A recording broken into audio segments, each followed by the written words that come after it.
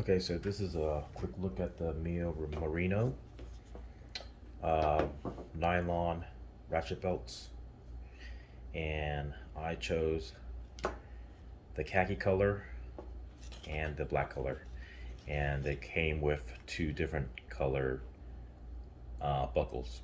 This is a gunmetal gray buckle, and this is a flat black buckle. And I really like ratchet belts because instead of little holes where you adjust your size, all you have to do is slip it in here when you have it on, and it ratchets into place and it locks automatically. So that's pretty cool.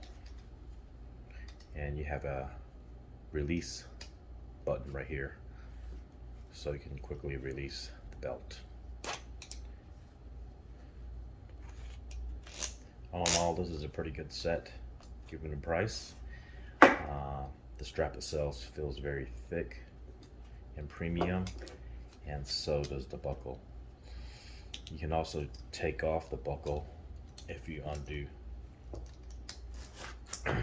this button here, which basically clamps it into place. And you can switch buckles, between the other belt if you'd like. So overall, it's a pretty good set.